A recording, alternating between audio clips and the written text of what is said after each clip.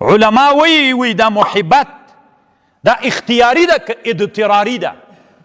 یعنی دا محبت اختیاری وجود ته راځي که وایي دا زه اوس مین سوی یم خو د ما اختیار کې خو نه ده که نه بس زه مین سوی یم. نه داسې نه ده.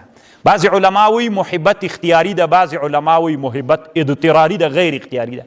علما وایي دا خبره محاکمه کوي. محاکمه داسې کوي دا چرسي خو م لیدلی ده که نه، شراب چې وخوري یو سړی، شراب چې سکر راغی، یو سړي شراب وخوړل نو په دې شرابي کې سکر راغی، دا سکر اختیاري ده که غیر اختیاري؟ عاقلانه جواب را کوي. دوه علت دي پکې، یوه مبدا ده یوه انتها ده.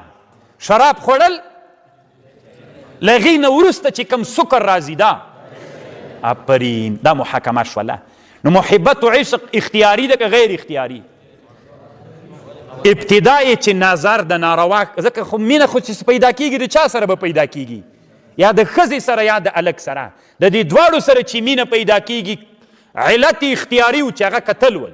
دا اختیاري و که نه؟ الله تا ته څه ویلي؟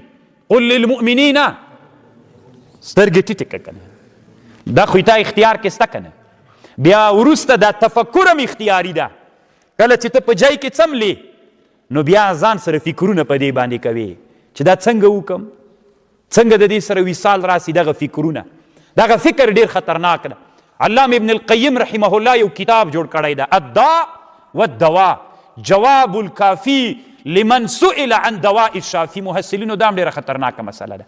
ځواني کې سړي ته دا مسله ډېره وي. یو حسین مخ ووینې بیا چې کله ته ویده کېږي په دغه خیال باندې ویده سي، دغه خیال کې راولې د دغه صورت حسین سره ته د وصال لارې لټوي. دا ډېره خطرناکه مسله ده. علما وایي یو ناروا خو دې دا وکړل چې ودې کتل، بله ناروا دا ده چې دلته ته تفکر و خیال کوي، ځکه دا خیال تا ته لارې درښیي.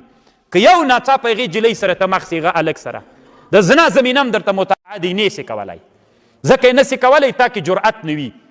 نو که ته دلته هره ورځ خیال کوي لارې دې ټولې سنجولې وي، که بیا ورسره مخامخ سي بیا زنا درنه پیښیږي، لواطت درنه پیښیږي، ځکه تا دلته په خیال کې لارې سنجولې دي ټولې. نو ځکه علما وایي چې دا تفکر و خیال به هم نه کوي. نو ابتدای چې نظر ده، تفکر ده، دا خیالي. وروسته بیا څوک ده؟ وروسته بیا اضطرار مرتبې ته ځي، لکه چرسي غوندې. چرسي چې کله شراب یا چرس وهي ابتدای اختیاري، وروسته بیا څوک؟ بیا وروسته سم لیونغرت ځتې ترنه جوړ وي. الله عز وجل دې موږ او تاسې داسې نه ده چې محبت ښه کار نه ده. بیا خپل کور والا سره محبت وکړه، مشکل نه لري. او یا وصال کېدلی سي. نبی علیه السلام وایي کومه جلۍ چې تا کوله مخکې له کتلو نه تا او دواړه هغه سره ووینئ. په افغانستان کې خو لیدل هم سخته ناروا ده که نه؟ دلته موږ نیمایي دین منلی، نیمایي مو نه ده منلی. دې ته خطبه وایي، نظر فی الخطبه. وقتی که میخواهی یک دختر او تو را ببیند تو او را ببینی. یک سنت مستحب است ای دیدن از دو طرف که خوشش آمد باید نکاح شود. اما در افغانها یک خط سرخ است. اینجا خو بس زویه وایي ښځه خو مې درته وکړله، ډېرې ښې خټې کولې، ورغلي ومه ومې لیدله، نو مور یې خټو ته یې کوې که ما ته یې کوې؟ بس دلته دا خبره نشته ده. الله دې موږ په افغانانو په حال رحم وکړي.